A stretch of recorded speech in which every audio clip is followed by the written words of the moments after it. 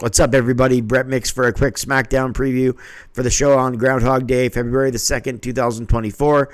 We got 4 things lined up right now, and they're all promos or storyline-driven segments. So hopefully we see something like that, because I don't know if I speak for everyone, but I think the Royal Rumble and Raw were both had good matches, but the shows seemed very average or mediocre at best.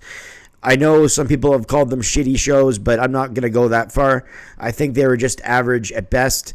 So hopefully SmackDown is more entertaining and has a better lead to WrestleMania. Triple H in his post-Royal Rumble press conference promised that this road to WrestleMania was going to be the most exciting since the Attitude Era. So let's see it. Let's see what happens. Hopefully this is a night where maybe LA Knight can get interjected into the U.S. title scene. I've seen some people say it would diminish his push. It would hold him back. It didn't happen to John Cena in 2004, and it certainly didn't happen to Steve Austin in 1997 when they went for secondary titles. And if anything, it boosted their value, and they had longer reigns, and they got more over because of it. So LA Knight in that situation with Logan Paul, I think would be the best thing for him. Think of the promos between Logan and LA. I think that would be the best decision. As far as Bayley goes, hopefully this is the night where Damage Control turns on her, and hopefully Bayley chooses Io, and then that way they can have Nia or Becky challenge Ripley. They can do whatever they want to do on Raw with the Chamber, or who knows what they'll do. But on SmackDown, it should be Bayley and Io. I think the fans will really get behind Bayley.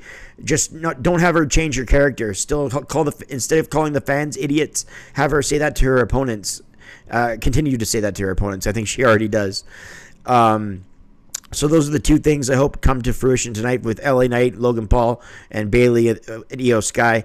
Either of those things might take time, so it might not be this Friday night on SmackDown, but I just hopefully that's eventually where they both go in both those situations. And as far as Cody Rhodes and Roman Reigns goes, look, the whole Seth Rollins thing on Monday, Triple H has his cards. He just doesn't want to let you see them. There is no way they're going to have the first back-to-back Royal Rumble winner in the quarter of a century happen, and they're going to not have him finish his story. That doesn't mean he has to win at WrestleMania 40. I think a lot of people would think finishing his story means winning. I would be happy either way. I like long title reigns. So if Roman won, whatever, I wouldn't mind it. But I do want Cody to face Roman, and I want him to get close to the title if he doesn't win it. So I do want the story to continue, because that's the story you've given us. Don't just jerk us around and then change the story last second because of injuries. I hope to God that because of injuries they didn't do the Cody Rollins thing, because I hope that was just a red herring, so it gets us all in suspense where we have to watch every hour of every show on WrestleMania a year. Hopefully that's what Triple H was doing. He has his cards, he just doesn't want us to see them all with so much time before WrestleMania. Hopefully that's the reason, because this Seth Rollins, he did a good job on Raw talking about how his world title was more important than the Roman Reigns title. It has no lineage. That Roman Reigns title leads back to the NWA over 100 years ago. George Hackenschmidt, Ed the Strangler Lewis, Frank Gotch, Lou Thez, Ric Flair, Dory Funk, Dusty Rhodes.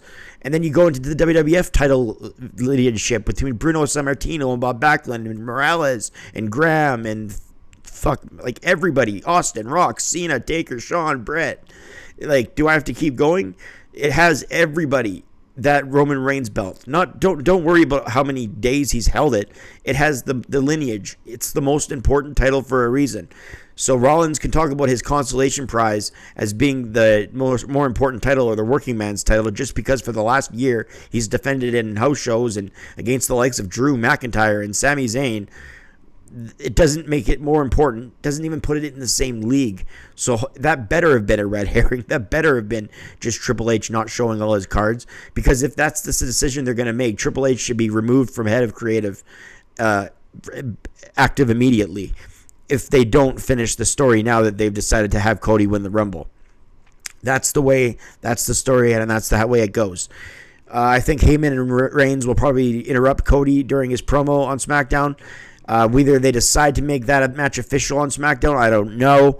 But that's the road. They have to finish, and that's the segment that we'll likely see, just like we saw Rollins and Cody. Well, that's the WWE likes to do that. They like to do the same things with the brands.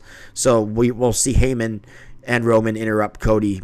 More than likely, I'd say it's like 85% chance that's what we're going to see happen on SmackDown. Whether Cody chooses that on SmackDown remains to be seen, but that's the way I'd certainly do it. I'll be here for a SmackDown review Friday night, February the 2nd, so be sure to tune into that. As always, they're about 20 to 25 minutes in length for TV show reviews, and I have them up within an hour after the show, so come right here. If you're new to the channel, I'd appreciate it if you hit subscribe. And as always, I'll be back with the SmackDown review Friday night. All right, I just thought I'd preview the show a little bit and give my 2 cents on some of the issues going into the show. I'm Brett Mix. We'll see you Friday night right here, and I'm out.